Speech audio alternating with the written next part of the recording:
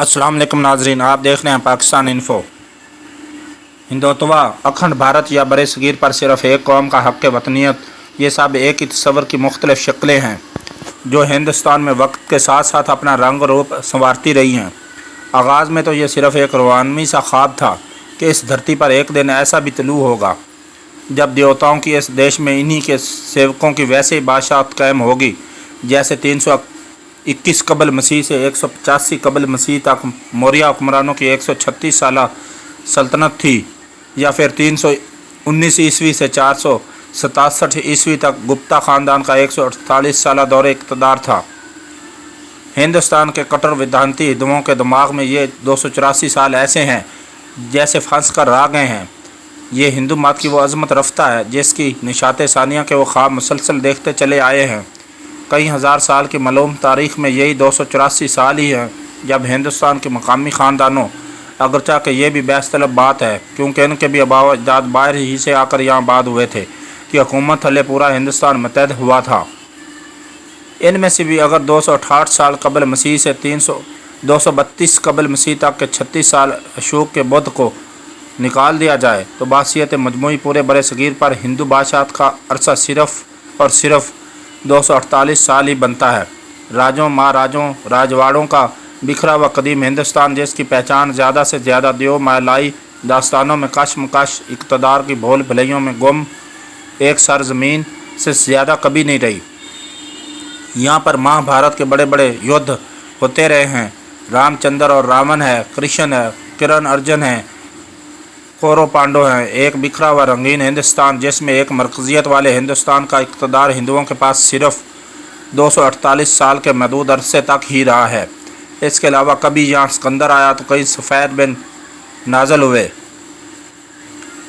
Indo पार्थन थे, या फिर मुसलमानों की वो लाजवाल सल्तनत दिल्ली जिसकी बुनियाद कुतुबुद्दीन ऐबक ने 25 जून 1206 में रखी थी और वो 1857 तक 651 साल तक यहाँ कायम रही। हिंदुत्वा दरअसल भारत में बसने वाले शिद्दत पसंद हिंदुओं का एक ऐसा ख्वाब है जिसको जदीद नज़रियाती तस्वर में ढालने के लिए बहुत सारे लोगों ने हिस्सा डाला। सवारकर और गोलवारकर चूँकि सियासी तौर पर ख़ास अहमियत के हामिल थे इसलिए इनका नाम बहुत चमका और आज भी लिया जाता है। लेकिन इन 200 सालों में जो शख्स अपने काम और इल्मी वर्से की बुनियाद पर मंदिर के किसी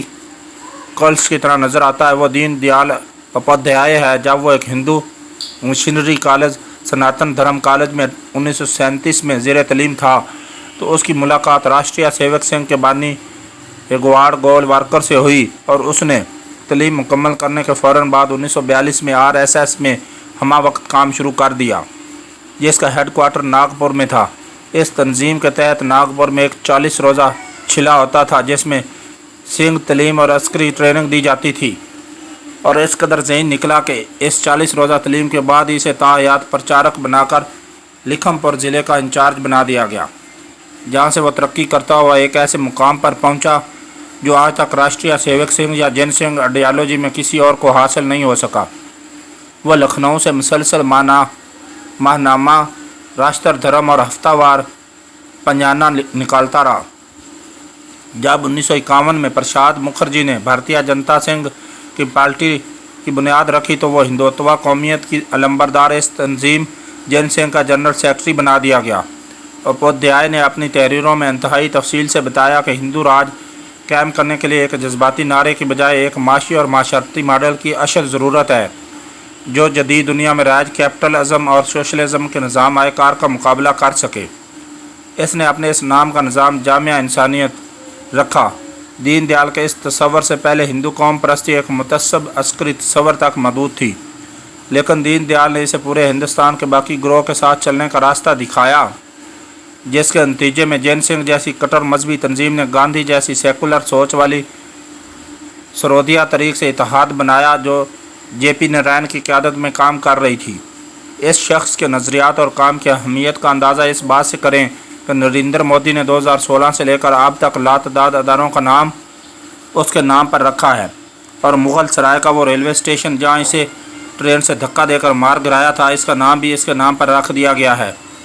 दीन दयाल ने कदीम हिंदुत्वा के तस्वर को तब्दील करते हुए बताया کہ ہندوستان میں بسنے والی دیگر اقوام کو بھی جیسے ہیں ویسے ہی قبول کر کے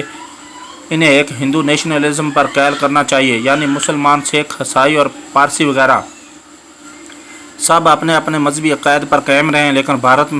دیش دھرتی مارتا اور ہندو نسلی برتری کا تصور ان پر غالب رہے۔ گزشتہ 30 سال یہ تصور بھارتی سیاست میں پس پشت ڈال دیا گیا تھا اور بی جے پی کی ساری سیاست مسلمانوں کے خلاف ہندوؤں کو مرتد کرنے تک محدود رہی۔ دین دیال سنگھ فلسفہ کو شدت پسندی کی آگ میں جلا دیا گیا، مسلمان نفرت کا الاؤ روشن رہا، لیکن گزشتہ دنوں جب نوپر شرما اور کون جندال کے گستاخانہ ریمارکس پر جیسے ہی امت مسلمہ خصوصاً عرب دنیا میں شدید رد عمل آیا تو ہندوتوا قوم پرست سیاست کو پہلی دفعہ اس بات کا احساس ہوا اگر یہ معاملہ ذرا سا بھی آگے بڑھ گیا تو پھر اس کے مقابلے میں مسلمانوں کے ہاں گزشتہ 1400 سالوں سے غزوہ ہند کا ایک نظریاتی پس منظر موجود ہے،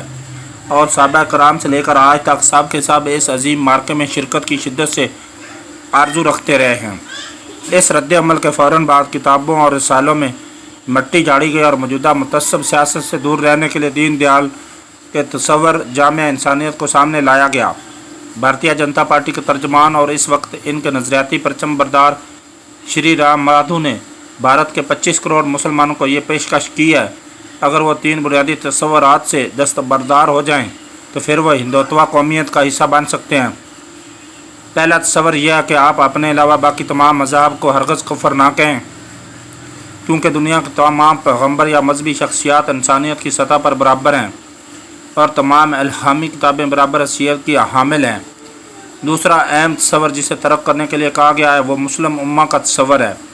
رام مادھو نے کہا کہ مسلمان خود کو تمام دنیا میں بسنے والے مسلمانوں سے الگ کر لیں اور اپنے آپ کو صرف ہندوستانی مسلمان کہیں۔ اور تیسرا یہ کہ آپ تصور جہاد کو چھوڑ دیں، کیونکہ اگر آپ بھارت کے ہندوتوا دیش کی باسی ہوں گے تو پھر آپ کو اس دھرتی کے دفاع کے لیے کسی بھی وقت مسلمانوں سے بھی لڑنا پڑ سکتا ہے،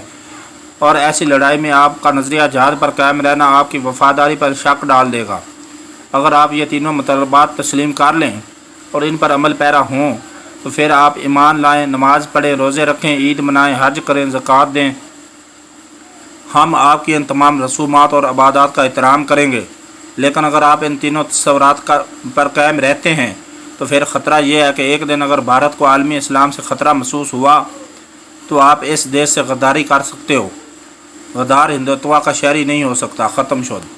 ناظرین، اگر آپ چینل پر نئے ہیں تو آپ سے گزارش ہے چینل سبسکرائب کر لیجئے اور بیل آئیکن کا بٹن دبا لیجئے تاکہ آنے والی ویڈیو آپ کو بر وقت ملتی رہے۔ اپنا اور چینل کا خیال رکھنا، اجازت دیجیے۔ اللہ حافظ۔